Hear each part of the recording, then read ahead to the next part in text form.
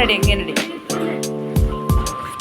ಓಹೋ ಎಲ್ಲ ಮಗ್ನಿ ಹೆಂಗಮ್ಮ ಬಾಯ್ ಮಾಡೋದು ಬಾಯ್ ಅಚ್ಚು ಅಚ್ಚು ಬಾಬಾ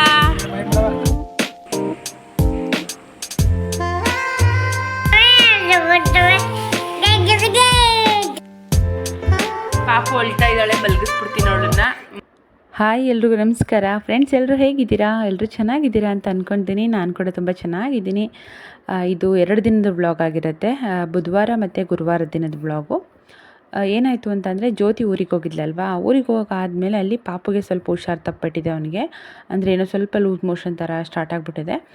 ಆವಾಗ ಅಲ್ಲೇ ತೋರಿಸಿದ್ದಾರೆ, ಕೆ ಆರ್ ನಗರದಲ್ಲಿ ತೋರಿಸಿದ್ದಾರೆ. ಬಟ್ ಯಾಕೋ ಅವ್ನಿಗೆ ಹುಷಾರಾಗಿಲ್ಲ, ತುಂಬ ಅಳ್ತಿದ್ದ, ಹಠ ಮಾಡ್ತಿದ್ದ ಅಂತ ಹೇಳಿದ್ರು.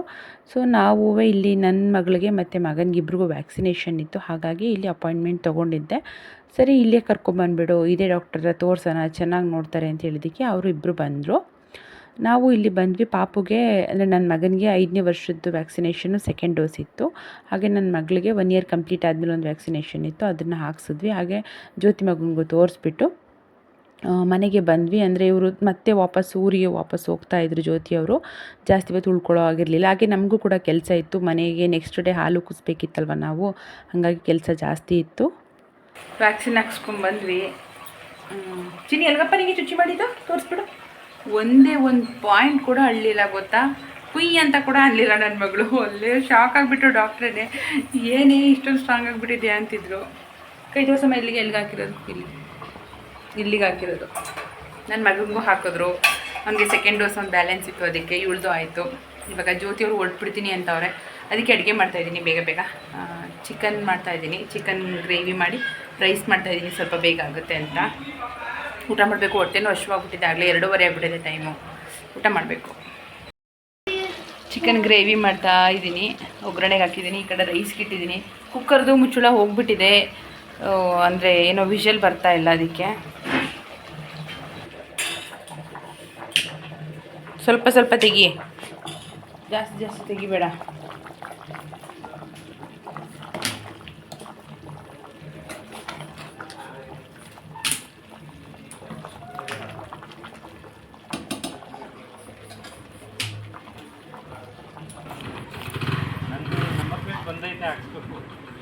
ವೇಲ್ ತಕೋ ಜೊತೆ ಕತ್ಗೂ ಸುತ್ಕೋಬೇಡ, ಅದನ್ನು ಕರೆಕ್ಟಾಗಿ ಇಟ್ಕೋ. ಎಲ್ಲಿ ಬೇಟಾಕೋ? ಓಹೋ ಎಲ್ಲ ಮಗ್ನಿ ಹೆಂಗಮ್ಮ ಬಾಯ್ ಮಾಡೋದು? ಬಾಯ್.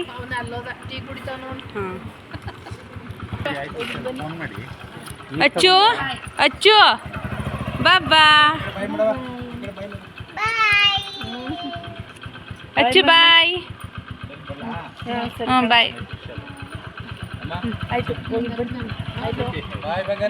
ಜ್ಯೋತಿಯವರು ಊಟ ಮುಗಿಸ್ಕೊಂಡು ಹೊರಟ್ಬಿಟ್ರು. ಉಳ್ಕೊಳ್ಳಿ ಅಂತ ಹೇಳಿದ್ವಿ, ಬಟ್ ನನ್ನ ತಂಗಿಯವ್ರ ಹಸ್ಬೆಂಡ್ಗೆ ಏನೋ ಇಂಪಾರ್ಟೆಂಟ್ ಕೆಲಸ ಇತ್ತು ಅಂತ ಹೇಳಿದ್ರು. ಅದ್ರ ಜೊತೆಗೆ ಚಿನ್ನಮ್ಮನ ಬೇರೆ ಬಿಟ್ಟು ಬಂದಿದ್ರಲ್ವ, ಅವಳು ಇರಲ್ಲ, ಆಟ ಮಾಡ್ತಾಳೆ ಅಂತ ಹೇಳಿ ಹೊರಟ್ಬಿಟ್ರು. ಇದು ನನ್ನ ಮಗಳಿಗೆ ಅಂತ ಹೇಳಿ ಒಂದು ಫಸ್ಟ್ ಕ್ರೈನಲ್ಲಿ ಒಂದು ಐಟಮ್ನ ಆರ್ಡರ್ ಮಾಡಿದ್ದೆ, ಅದು ಬಂದಿತ್ತು. ತುಂಬ ದಿನ ಆಗೋಗಿತ್ತು ಇದನ್ನು ಆರ್ಡರ್ ಮಾಡಿ. ಯಾವಾಗಲೂ ಇಷ್ಟು ಲೇಟ್ ಮಾಡಲ್ಲ ಫಸ್ಟ್ ಕ್ರೈನಲ್ಲಿ, ಏನಕ್ಕೆ ಅಂತ ಗೊತ್ತಿಲ್ಲ. ಈ ಸಲ ಹೆಚ್ಚು ಕಮ್ಮಿ ಒಂದು 10 ಡೇಸ್ ಆಗೋಗಿತ್ತು ಆರ್ಡರ್ ಮಾಡಿ, ಲೇಟಾಗಿ ಬಂತು. ಏನಪ್ಪ ಅಂದರೆ ಹೇರ್ ಕ್ಲಿಪ್ಸ್ನ ಆರ್ಡರ್ ಮಾಡಿದ್ದೆ. ತುಂಬ ಕ್ಯೂಟಾಗಿ ಕಾಣಿಸ್ತು ನನಗೆ ನೋಡಿದಾಗ, ಮತ್ತು ರಿವ್ಯೂಸ್ ಎಲ್ಲ ಚೆಕ್ ಮಾಡಿದಾಗ ತುಂಬ ಚೆನ್ನಾಗಿದೆ ಅಂತ ಇತ್ತು. ಹಾಗಾಗಿ ಆರ್ಡರ್ ಮಾಡಿದ್ದೆ. ಅಂದರೆ ಕೂದಲಿತ್ತಲ್ವ, ಚೆನ್ನಾಗಿ ಕಾಣ್ತಾರೆ ಅವಳಿಗೆ ಹಾಕಿದ್ರೆ, ಡಿಫ್ರೆಂಟಾಗಿ ಕಾಣುತ್ತೆ ಅಂತ. ಬಟ್ ಸ್ವಲ್ಪ ಡಿಸಪಾಯಿಂಟ್ ಆಯಿತು ನನಗೆ. ಯಾಕೆ ಅಂದರೆ ಅಲ್ಲಿ ನಾನು ನೋಡಿದ್ದೆ ಬೇರೆ ಥರದ್ದು, ಇಲ್ಲಿ ಬಂದಿದ್ದೆ ಬೇರೆ ಥರದ್ದು. ಅದ್ರ ಜೊತೆಗೆ 1-2 ಡ್ಯಾಮೇಜ್ ಕೂಡ ಇತ್ತು. ಯಾವಾಗಲೂ ನನಗೆ ಫಸ್ಟ್ ಕ್ರೈನಲ್ಲಿ ಈ ಥರ ಎಕ್ಸ್ಪೀರಿಯೆನ್ಸ್ ಆಗಿರಲಿಲ್ಲ, ಅದೇ ಫಸ್ಟ್ ಟೈಮ್ ಈ ಥರ ಎಕ್ಸ್ಪೀರಿಯೆನ್ಸ್ ಆಗಿದ್ದು. ನಾನು ಹೇಳಿದೆ ಅದನ್ನು ವಾಪಸ್ ಕಳಿಸ್ಬಿಟ್ಟು ಬೇರೆ ಎಕ್ಸ್ಚೇಂಜ್ ತೊಗೊಳ್ತೀನಿ ಅಂತ. ಬಟ್ ನನ್ನ ಹಸ್ಬೆಂಡ್ ಬೇಡ ಬಿಡು, ಇಷ್ಟೇ ಇರಲಿ ಅಂತ ಹೇಳಿದ್ರು. ಹಂಗೆ ನಡಿ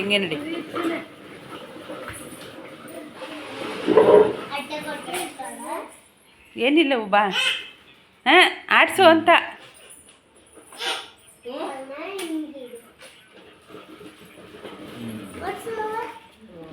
ಇಲ್ಲಿ ನನ್ನ ಮಕ್ಕಳು ಆಟ ಆಡ್ತಿದ್ದಾರಲ್ಲ ಪಾಂಡ, ಈ ಪಾಂಡನ ಕೊಟ್ಟಿದ್ದು ಯಾರು ಅಂತ ಹೇಳಿದ್ರೆ, ಆಲ್ಮೋಸ್ಟ್ ನೀವೆಲ್ಲ ನೋಡಿರ್ತೀರ ನನ್ನ ವೀಡಿಯೋಗಳಲ್ಲಿ. ಅಮೋಘ ಅಂತ ಹೇಳಿ ನಮ್ಮ ಪಕ್ಕದ ಮನೆ ಹುಡುಗಿ, ನನ್ನ ಮಗನ ಫ್ರೆಂಡ್ ಅಂತ ಹೇಳ್ಬೋದು, ಅವಳು ಕೊಟ್ಟಿದ್ದು. ಅಂದರೆ ಅವರು ಕೂಡ ಮನೆ ಖಾಲಿ ಮಾಡ್ತಾ ಇದ್ದಾರೆ. ಹಾಗಾಗಿ ಆಂಟಿ ಇದು ನಂದು ಆಂಟಿ, ನಿಮ್ಮ ಪಾಪುಗೆ ಆಟಾಡೋಕ್ಕಾಗುತ್ತೆ ಕೊಡಲಾ ಅಂತ ಕೇಳಿದ್ಲು. ಅಷ್ಟೊಂದು ಪ್ರೀತಿಯಿಂದ ಕೊಡುವಾಗ ಬೇಡ ಅಂತ ಹೇಳಬಾರ್ದಲ್ವಾ ಅಂತ ಹೇಳಿ ತೊಗೊಂಡೆ. ನನ್ನ ಮಗ್ಳಿಗೆ ಆಟಾಡೋಕ್ಕಾಗುತ್ತಲ್ವ ಅಂತೇಳಿ ತೊಗೊಂಡೆ. ಬಟ್ ನನ್ನ ಮಗಳಿಗಿಂತ ಹೆಚ್ಚಾಗಿ ನನ್ನ ಮಗನೇ ಆಟಾಡ್ತಿದ್ದಾನೆ ಅದರಲ್ಲಿ. ಅವನಿಗೂ ತುಂಬ ಇಷ್ಟ ಆಗಿಬಿಟ್ಟಿದೆ. ಆ್ಯಕ್ಚುಲಿ ನಮಗೆ ತೊಗೊಳ್ಳೋ ಪ್ಲ್ಯಾನ್ ಇತ್ತು. ಅದು ಅಲ್ಲದೆ ಮನೇಲಿ ಹೊಸೂರಲ್ಲಿ ಒಂದಿದೆ, ಬಟ್ ಬಿದ್ದುಬಿಡ್ತಾರೆ ಅನ್ನೋ ಕಾರಣಕ್ಕೆ ನಾವು ತಂದಿರಲಿಲ್ಲ ಅಷ್ಟೇ. ಅದಾದಮೇಲೆ ನೈಟು ಸ್ವಲ್ಪ ಐಟಮ್ಸ್ ಎಲ್ಲ ಶಿಫ್ಟ್ ಮಾಡಿಬಿಡೋಣ ಅಂದ್ಕೊಂಡು ಬಂದ್ವಿ. ಅಮ್ಮ, ನಾನು, ನನ್ನ ಹಸ್ಬೆಂಡೆಲ್ಲ ಬಂದ್ವಿ. ಅಮ್ಮ ಪಾಪುನ ಎತ್ಕೊಂಡಿದ್ರು. ಪಾಪು ಎತ್ಕೊಳ್ಳೋಕೊಬ್ರು ಬೇಕಲ್ವ, ಅದಕ್ಕೆ ಸ್ವಲ್ಪ ಬಟ್ಟೆ ಐಟಮ್ಸು, ಸ್ವಲ್ಪ ಪಾತ್ರೆಗಳೆಲ್ಲ ತಂದಿಟ್ಬಿಡೋಣ ಅಂತ ಹೇಳಿ ಬಟ್ಟೆಗಳೆಲ್ಲ ಬಾಕ್ಸಲ್ಲಿ ಇಟ್ಟಿದ್ವಿ, ಅದಕ್ಕೆ ಶಿಫ್ಟ್ ಮಾಡ್ಕೊಂಡ್ವಿ. ಅಂದರೆ ಏನಪ್ಪ ಅಂದರೆ ನಾವೇನು ಲಗೇಜ್ ಏನೂ ಇಲ್ಲದೆ ಕೂಡ ಸೆಕೆಂಡ್ ಫ್ಲೋರ್ ತನಕ ನಡ್ಕೊಂಡು ಬಂದರೆ ಸುಸ್ತಾಗುತ್ತೆ. ಅಂಥದ್ರಲ್ಲಿ ನಾವು ಸ್ವಲ್ಪ ವೆಯ್ಟ್ ಇಟ್ಕೊಂಡು ಹತ್ಕೊಂಡು ಬಂದಾಗ ಸಿಕ್ಕಾಪಟ್ಟೆ ಸುಸ್ತಾಗೋಯಿತು. ಹಾಗೆ ರೆಸ್ಟ್ ತಗೊಳ್ತಾ ಇದ್ವಿ. ಹಾಗೆ ತಂದಿರೋ ಬಾಕ್ಸ್ಗಳಲ್ಲಿ ಕೆಲವೊಂದು ಬಾಕ್ಸ್ಗಳು ನನಗೆ ಖಾಲಿ ಮಾಡಬೇಕಾಗಿತ್ತು. ಹಾಗಾಗಿ ಸ್ವಲ್ಪ ಕಬೋರ್ಡ್ಗೆಲ್ಲ ಎತ್ತಿಟ್ಬಿಟ್ಟೆ. ಇನ್ನೂ ನೀಟಾಗಿ ಜೋಡಿಸಿಲ್ಲ, ಮುಂದೆ ಜೋಡಿಸ್ಕೊಳ್ತೀನಿ. ಒಟ್ಟಿನಲ್ಲಿ ನನಗೆ ಅದು ಬಾಕ್ಸ್ ಖಾಲಿ ಬೇಕಿತ್ತು ಅಂತೇಳಿ ಜೋಡಿಸ್ಬಿಟ್ಟೆ. ಈ ಕಡೆ ಒಂದು ಸೂಟ್ ಕೇಸು ಮತ್ತು ಬಾಕ್ಸ್ ಇತ್ತು. ಎಲ್ಲ ಎತ್ತಿಟ್ಟಾದಮೇಲೆ ಮನೆಗೆ ಹೋಗ್ತಾ ಇದ್ದೀವಿ. ಮನೆಗೆ ಹೋಗಬೇಕಾದ್ರೆ ಆಲ್ರೆಡಿ ಒಂದು 11:15, 11:30 ಆಗಿತ್ತು. ಲೇಟ್ ಆಗಿಬಿಟ್ಟಿತ್ತು. ಆದ್ರೂ ಐಸ್ ಕ್ರೀಮ್ ಅಂಗಡಿ ಇದ್ದರೆ, ಅದು ಐಸ್ ಕ್ರೀಮ್ ಶಾಪ್ ತೆಗೆದಿದ್ರೆ ತಿನ್ಕೊಂಡು ಹೋಗೋಣ ಐಸ್ ಕ್ರೀಮ್ ಅಂತ ಅಂದ್ವಿ. ಬಟ್ ತೆಗ್ದಿತ್ತು. ನನ್ನ ಮಗ ಏನು ಮಾಡ್ದ ಅಂದರೆ ಫಸ್ಟಿಗೆ ಅವನೊಂದು ತೊಗೊಂಡು ತಿನ್ಕೊಂಬಿಟ್ಟ. ಆಮೇಲೆ ನನ್ನ ಹತ್ರ ಕೇಳ್ತಾ ಇದ್ದ. ಸೊ ಐಸ್ ಕ್ರೀಮ್ ತಿನ್ಕೊಂಡು ಎಲ್ಲರೂ ಮನೆಗೆ ಹೋದ್ವಿ. ನಾನಿನ್ನು ವ್ಲಾಗ್ನ ಕಂಟಿನ್ಯೂ ಮಾಡಲಿಲ್ಲ. ಹಾಗೆ ತುಂಬ ಟಯರ್ಡ್ ಆಗೋಗಿತ್ತು, ಜಸ್ಟ್ ಮಲಗಿಬಿಟ್ಟೆ ಅಷ್ಟೇ. ಇದು ನೆಕ್ಸ್ಟ್ ಡೇಯಿಂದ ಮತ್ತೆ ಕಂಟಿನ್ಯೂ ಮಾಡ್ತಾಯಿದ್ದೀನಿ. ನೆಕ್ಸ್ಟ್ ಡೇ ನೈಟಿಂದ ಕಂಟಿನ್ಯೂ ಮಾಡ್ತಾಯಿದ್ದೀನಿ. ಆಗಲೇ 11 ಗಂಟೆ ಆಗಿದೆ ಟೈಮು. ಇವಾಗ ಮತ್ತೆ ಐಟಮ್ಸ್ನೆಲ್ಲ ಶಿಫ್ಟ್ ಮಾಡ್ತಾಯಿದ್ದೀವಿ. ಇವತ್ತು ಬರೀ ಪಾತ್ರೆಗಳನ್ನ ಶಿಫ್ಟ್ ಮಾಡ್ತಾಯಿದ್ದೀವಿ. ಪಾತ್ರೆಗಳು, ಬುಕ್ಸು, ಈ ಥರದನ್ನ ಶಿಫ್ಟ್ ಮಾಡ್ತಾಯಿದ್ದೀವಿ. ಕೆಲವೊಂದೆಲ್ಲ ಇತ್ತು ನನ್ನ ಹಸ್ಬೆಂಡು, ಅದನ್ನು ಎಲ್ಲ ನಾನು ಕಾರ್ಗೆ ಇಡ್ತಾಯಿದ್ವಿ. ಅಷ್ಟರಲ್ಲಿ ಪಕ್ಕದ ಮನೆಯವರು ಅವ್ರದ್ದು ನಾಯಿ ಮರಿನ ವಾಕಿಗೆ ಅಂತ ಕರ್ಕೊಂಡು ಬಂದರು. ಅದ್ರ ಜೊತೆ ನನ್ನ ಮಗ ತುಂಬ ಚೆನ್ನಾಗಿ ಆಟಾಡ್ತಿದ್ದ. ಅದರ ಹೆಸರು ಜೆನಿ ಅಂತ. ತುಂಬ ಚೆನ್ನಾಗಿದೆ, ಸಖತ್ ಕ್ಯೂಟಾಗಿದೆ. ಬರೀ 3 ಮಂತ್ಸ್ ಬೇಬಿ ಅಷ್ಟೇ. ತುಂಬಾ ಮುದ್ದಾಗಿದೆ. ನನಗಂತೂ ತುಂಬ ಇಷ್ಟ ಆಯಿತು. ಬಟ್ ನಮಗೂ ಪ್ಲ್ಯಾನ್ ಇದೆ ತೊಗೊಳ್ಳೋದು. ಇವಾಗ ಮಕ್ಕಳಿಂದ ಚಿಕ್ಕವರಲ್ವ, ಇವಾಗಲೇ ಬೇಡ, ನೆಕ್ಸ್ಟ್ ತೊಗೊಳ್ಳೋಣ ಅಂತ ಅಂದ್ಕೊಂಡಿದ್ದೀವಿ. ಅವರು ಅಷ್ಟೇ ತುಂಬ ಫ್ರೆಂಡ್ಲಿಯಾಗಿ ಮಾತಾಡಿಸ್ತಾ ಇದ್ರು. ಬಟ್ ಇವಾಗ ಅದನ್ನೆಲ್ಲ ಮಿಸ್ ಮಾಡ್ಕೊತೀವಿ. ಹಾಯ್ ಜನಿ, ಜನಿ ಇಲ್ಲಿ ಇಲ್ಲಿ ಇಲ್ಲಿ ಜನಿ ಪುಟ್ಟಿ, ಪುಟ್ಟನ ಪುಟ್ಟಿನ ಪುಟ್ಟಿ, ಹೋಗ್ಬಾರ್ದು ಬಾರಮ್ಮ. ನಾಯಿ ಮರಿ ಜೊತೆ ಆಟಾಡಿ ಆದಮೇಲೆ ಮತ್ತೆ ಐಟಮ್ಸ್ ಎಲ್ಲ ಮನೆಗೆ ಇಡೋಣ ಅಂತ ಹೊರಟ್ವಿ. ಟೈಮ್ ಆಗೋಗಿತ್ತು. ಬಟ್ ಮನೆಗೆ ತುಂಬ ಹತ್ತಿರ, ನಮಗೆ ಮೊದಲಿದ್ದಿದ್ದು ಏರಿಯಾ ಇದ್ವಲ್ವ, ಅಲ್ಲಿಗೂ ಇಲ್ಲಿಗೂ ತುಂಬಾ ಹತ್ತಿರ. 10 ನಿಮಿಷ ಅಷ್ಟೇ. ಕಾರಲ್ಲಿ ಹೋದರೆ 5 ನಿಮಿಷ, ನಡ್ಕೊಂಡು ಹೋದರೆ 10 ನಿಮಿಷ ಆಗುತ್ತೆ. ಆ ಥರ ಮನೆಗೆ ಬಂದು ಮಾಮೂಲಿ ನನಗೆ ಮತ್ತೆ ಬಾಕ್ಸ್ ಬೇಕಾಗಿತ್ತು ಒಂದು. ಹಾಗಾಗಿ ಸ್ಯಾರಿಗಳೆಲ್ಲ ಒಂದು ಬಾಕ್ಸ್ಗೆ ಹಾಕಿಟ್ಟಿದ್ದೆ, ಅದನ್ನೆಲ್ಲ ಎತ್ತಿಡ್ತಾ ಇದ್ದೀನಿ ಅಷ್ಟೇ. ಅಂದರೆ ನೀಟಾಗಿ ಅರೇಂಜ್ ಥರ ಏನು ಮಾಡಿಲ್ಲ, ಸುಮ್ಮನೆ ಎತ್ತಿಡ್ತಾ ಇದ್ದೀನಿ. ಖಾಲಿ ಬಾಕ್ಸ್ ತೊಗೊಂಡೋದ್ರೆ ಬೇರೆ ಬುಕ್ಸು, ಈ ಥರ ಚಿಕ್ಕ ಪುಟ್ಟ ಐಟಮ್ಸ್ ಎಲ್ಲ ಹಾಕ್ಕೊಂಬರೋಕ್ಕೆ ಈಸಿ ಆಗುತ್ತಲ್ವ ಅಂತ ಹೇಳಿ ಎತ್ತಿಟ್ಕೊತಾ ಇದ್ದೀನಿ. ನೀಟಾಗಿ ಇದನ್ನೆಲ್ಲ ಅರೇಂಜ್ ಮಾಡೋ ಅಷ್ಟರಲ್ಲಿ ನನಗೆ ಸಾಕಾಗಿ ಹೋಗ್ಬಿಡತ್ತೆ. ಅದೆಲ್ಲ ಮುಗಿಸಿ ನಾವು ಮತ್ತೆ ಬರ್ತಾ ಇರಬೇಕಾದ್ರೆ ಮತ್ತೆ ಐಸ್ ಕ್ರೀಮ್ ತಿಂದ್ಕೊಂಡು ನೆಕ್ಸ್ಟ್ ಡೇ ಕೂಡ, ಅಂದರೆ ಈಗ ಸಮ್ಮರ್ ಅಲ್ವಾ, ಹಂಗಾಗಿ ಐಸ್ ಕ್ರೀಮೇ ತಿನ್ಬೇಕು ಅನಿಸುತ್ತೆ, ಬೇರೇನೂ ತಿನ್ನಬೇಕಂತ ಅನಿಸಲ್ಲ. ಅದಲ್ಲದೆ ನೈಟು 11:30, 12 ಗಂಟೆ ಆದರೂ ಶಾಪ್ ಓಪನ್ ಇರುತ್ತೆ. ಹಂಗಾಗಿ ಆ ದಾರಿಲಿ ಬರಬೇಕಾದ್ರೆ ಐಸ್ ಕ್ರೀಮ್ ತಿನ್ಕೊಂಡು ಹೋಗೋಣ ಅನಿಸ್ಬಿಡುತ್ತೆ. ಹಾಗಾಗಿ ಬಂದು ಮಲಗಿಬಿಟ್ವಿ.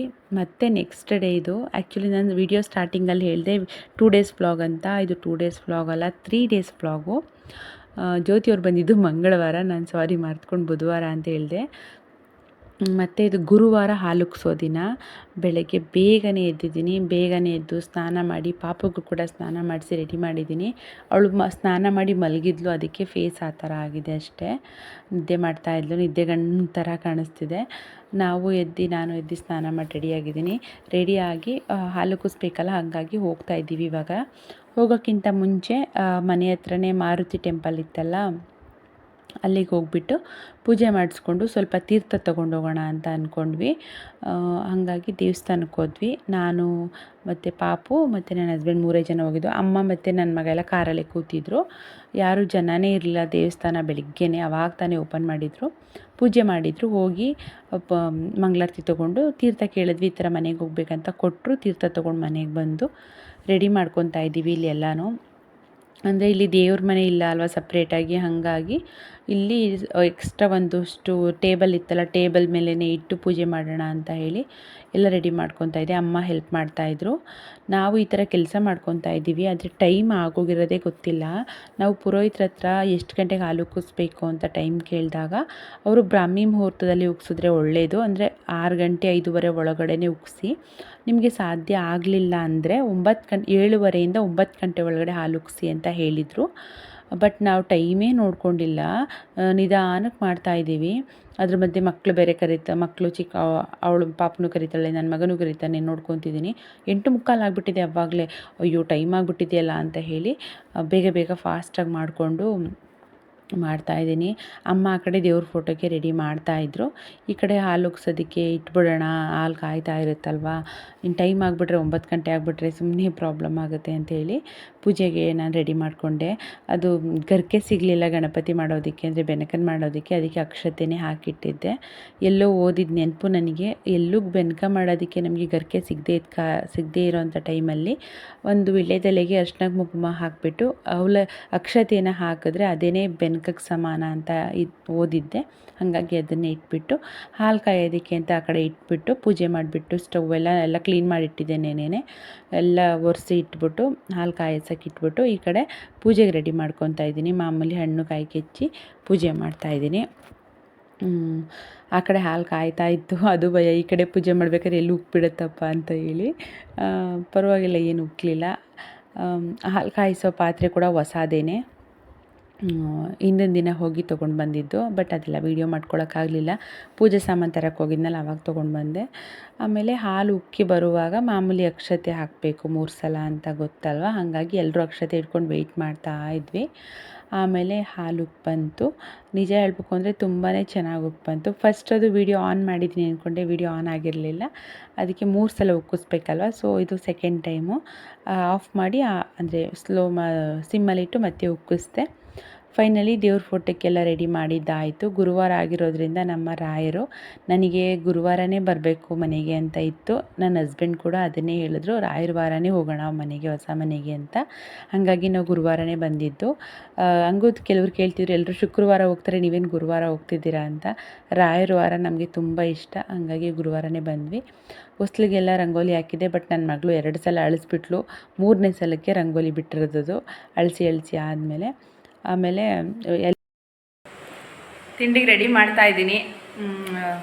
ವೆಜಿಟೇಬಲ್ ಬಾತ್ ಮಾಡ್ತಾಯಿದ್ದೀನಿ, ವೆಜಿಟೇಬಲ್ ಪಲಾವ್ ಮಾಡ್ತಾಯಿದ್ದೀನಿ.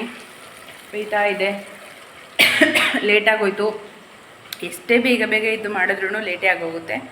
ಅಂದರೆ ಅಮ್ಮ ಅವ್ರು ಹಾಸ್ಪಿಟ್ಲಿಗೆ ಹೋಗ್ಬೇಕಲ್ವ, ಹಂಗಾಗಿ ಅವ್ರಿಗೆ ಲೇಟಾಗಿಬಿಡುತ್ತೆ ಅಂತ ಮಾಡ್ತಾಯಿದ್ದೀನಿ. ಅವ್ರು ಹೋದ್ರು ಈಗ ಹಳೆ ಮನೆ ಹತ್ರ. ರೆಡಿ ಆಗ್ತಾ ಇರ್ತೀನಿ ಅಂದ್ಬಿಟ್ಟು ನಾನು ತಿಂಡಿ ಮಾಡಿ ಕೊಟ್ಟು ಕಳಿಸ್ಬೇಕು. ಹಾಗೆ ನಾನು ಕೂಡ ಆಮೇಲೆ ಹೋಗ್ತೀನಿ, ಯಾಕಂದರೆ ಇನ್ನೂ ಏನೂ ತಂದಿಲ್ಲ. ಸೋಫಾ, TV, ಫ್ರಿಡ್ಜ್ ಎಲ್ಲ, ವಾಷಿಂಗ್ ಮಿಷಿನ್ ಎಲ್ಲ ಅಲ್ಲೇ ಇದೆ. ಕಾಟು ಎಲ್ಲ ಅದೆಲ್ಲ ಸಂಜೆ ಬರ್ತಾರೆ, ಹುಡುಗರು ಬರ್ತಾರಂತ ಯಾರೋ ತಂದು ಕೊಡ್ತಾರೆ. ಸ್ವಲ್ಪ ಹೋಗಬೇಕು, ಬೇರೆ ಕೆಲವೊಂದೆಲ್ಲ ಥಿಂಗ್ಸ್ ಇದೆ, ನಾನು ತೊಗೋಬೇಕು. ನೋಡಿ ಪೂಜೆ ಮಾಡಿದ್ದು, ಕಳಸ ಇಟ್ಟಿಲ್ಲ, ಹಾಗೆ ಪೂಜೆ ಮಾಡಿದ್ದೀನಿ. ಕಳಸ ಇಟ್ಟಿಲ್ಲ ಅಂದರೆ ಆಮೇಲೆ ಇಟ್ಕೊಳ್ಳೋಣ ಅಂದ್ಬಿಟ್ಟು ಕಳಸ ಇಟ್ಟಿಲ್ಲ ಇವತ್ತು. ಹೊಸ್ಲು ಯಾವ ಥರ ಪೂಜೆ ಮಾಡಿದ್ದೀನಿ ತೋರಿಸ್ತೀನಿ. ಬಾಗಿಲು ಹಾಗೆ ಇಲ್ಲಿ ತುಳಸಿ ಗಿಡ ಇಟ್ಟಿದ್ದೀನಿ. ಬ್ಯಾಕ್ ಕ್ಯಾಮ್ರಾದಲ್ಲಿ ತೋರಿಸ್ತೀನಿ ನೋಡಿ. ಹೊಸ್ಲಿಗೆ ರಂಗೋಲಿ ಎಲ್ಲ ಹಾಕಿ ಪೂಜೆ ಮಾಡಿದ್ದೀನಿ. ನನ್ನ ಮಗಳು ಬಂದೆಲ್ಲ ಹಾಳು ಮಾಡಿಬಿಟ್ಲು. ಸ್ವಲ್ಪ ತುಳಸಿ ಗಿಡ ಸದ್ಯಕ್ಕೆ ಇಲ್ಲಿ ಇಟ್ಕೊಂಡಿದ್ದೀನಿ. ನೋಡೋಣ ಮುಂದೆ ಯಾವಾಗಾದರೂ ಬಲ್ಗಡೆಗೆಲ್ಲಾದರೂ ಇಲ್ಲಿ ಇಡೋಕ್ಕಾಗುತ್ತಾ ಅಂತ ಪ್ಲೇಸ್ ಚೇಂಜ್ ಮಾಡೋಣ ಅಂತಿದ್ದೀನಿ. ಆಮೇಲೆ ವೆಜಿಟೇಬಲ್ ಬಾತು ರೆಡಿ ಆಗ್ತಾ ಇದೆ. ಗಡಿಬಿಡಿ ಆಗೋಯ್ತೆಲ್ಲ. ಮಿಕ್ಸಿಗೆ ಇಲ್ಲಿ ಪ್ಲಗ್ಗು ಇಲ್ಲೇ ಇದೆ, ಸೊ ಮಿಕ್ಸಿ ಇಲ್ಲೇ ಇಟ್ಕೊಂಡಿದ್ದೀನಿ. ಆ್ಯಂಡ್ ಅಕ್ಕಿ ನೆನೆಸಿದ್ದೀನಿ ಇಲ್ಲಿ. ಹಾಲು ಉಕ್ಕಿರೋದು ಒರೆಸಿಲ್ಲ, ಆಮೇಲೆಲ್ಲ ಕ್ಲೀನ್ ಮಾಡ್ತೀನಿ. ಇವಾಗೇನು ಕ್ಲೀನ್ ಮಾಡೋಕ್ಕೆ ಹೋಗಲ್ಲ ಅದನ್ನು.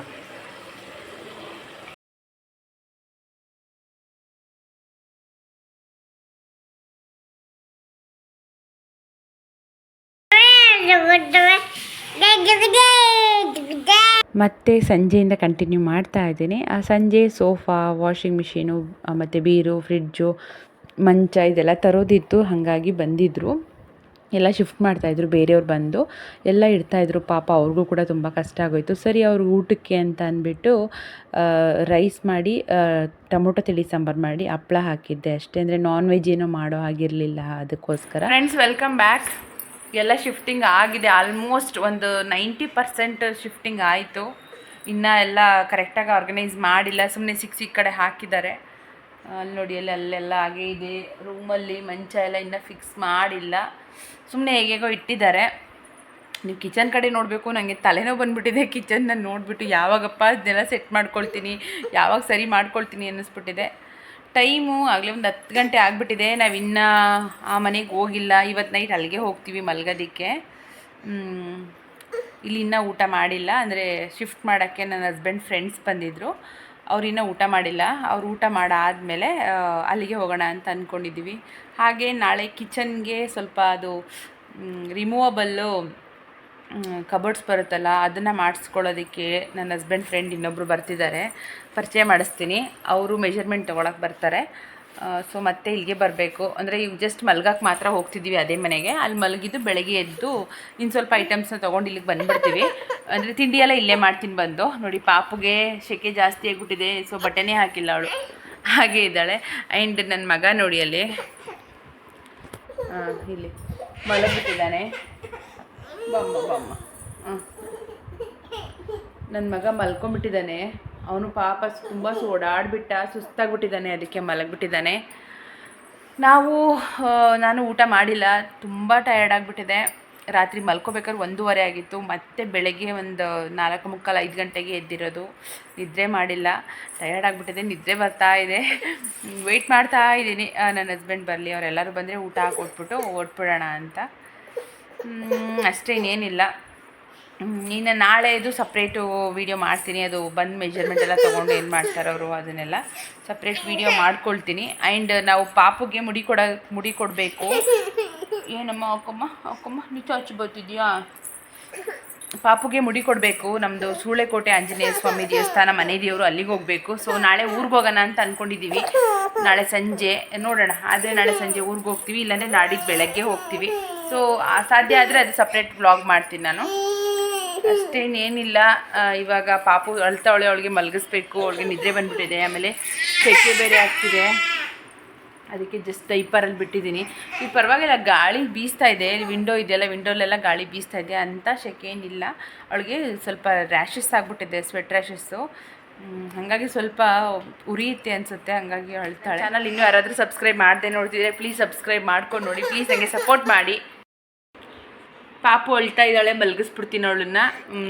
ಅಷ್ಟೇ ಈ ವಿಡಿಯೋ. ನಾನು ಈ ವಿಡಿಯೋನ ಇಲ್ಲಿಗೆ ಎಂಡ್ ಮಾಡ್ತೀನಿ. ನಾನು ನಿಮಗೆಲ್ಲ ನೆಕ್ಸ್ಟ್ ವ್ಲಾಗಲ್ಲಿ ಸಿಗ್ತೀನಿ. ಅಲ್ಲಿ ತನಕ ಎಲ್ರಿಗೂ ಬಾಯ್ ಬಾಯ್ ಆ್ಯಂಡ್ ಟೇಕ್ ಕೇರ್.